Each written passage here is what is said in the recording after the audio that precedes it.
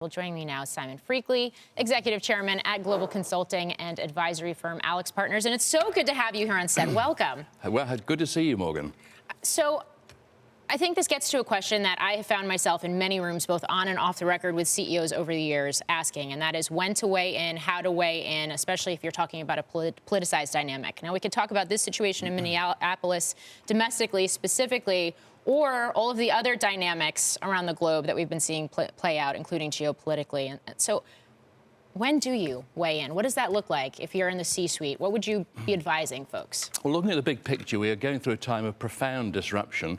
Turns out that the pandemic was a dry run, lots of forces working on top of each other to make a very choppy environment for business leaders. What the best business leaders are doing is seeing that as an opportunity rather than just a threat.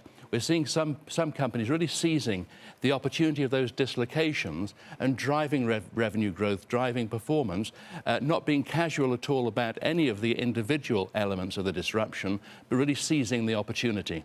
In Variet's Heather Podesta uses this phrase, and I'm going to borrow it right now, the ferocity of the velocity. The ferocity of the velocity of the uncertainty that's out in the marketplace right now. How do you navigate that? Well, we do a disruption study every year. This is our 7th year. What we found is that C-suites and CEOs in particular are really feeling the pressure. Interestingly enough, our last survey just released shows that CEOs are 30 points greater, more anxious than their C-suite colleagues. Why is that? Well, not just because they're worrying about all of the things all of the time, rather than just some of the things some of the time, but the pressure, the burden of revenue growth expectation from investors is falling squarely on the shoulders of CEOs.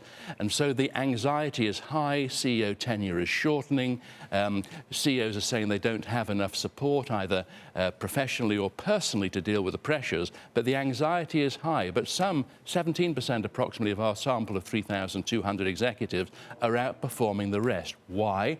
Because they're moving to action. What does moving to action look like? And how much of this actually factors in things like new technologies like AI and deciding when to weigh in on the noise? I think about trade. It's another day, another trade headline. And when to just put your head down and proceed with your plan? Well, I'm just back from Davos. The two themes were AI and geopolitical disruption. You know, you couldn't have any conversation without both of those themes arriving. But of course, they converge. So how do leaders actually lean in at times of such extraordinary uncertainty? Well, what they do is they don't make themselves a hostage of any one strategy. They plan for multiple futures.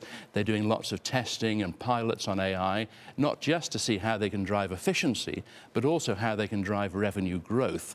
And the big expectation from AI is that during 2026, CEOs will find a way of using AI to drive revenue growth and therefore earnings growth. Are we seeing any changes? Are you seeing any changes in terms of how CEOs in different parts of the world are thinking about how they're investing in the U.S.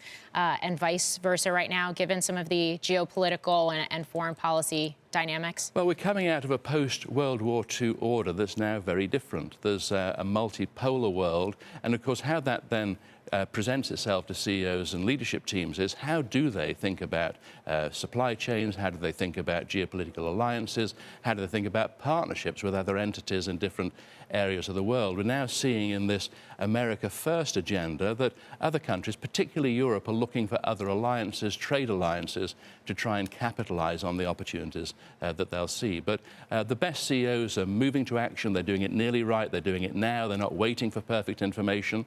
And they're looking to AI not just to release productivity gains, but to drive revenue growth. And finally, quickly, you just got back from Davos, obviously a very busy conference this year. Are there any other sort of key trends that are flying below the radar that folks should be watching here?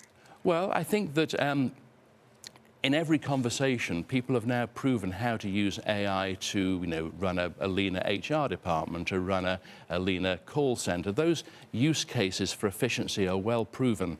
Nobody has yet shown how really to use AI to drive revenue growth, and that is really on everybody's lips. Yeah, certainly in focus here for 2026, including for the markets, as we've talked about this for several years now. Simon Freakley of AlixPartners. It's so great to have you here on set. Thank you. Thank you, Morgan.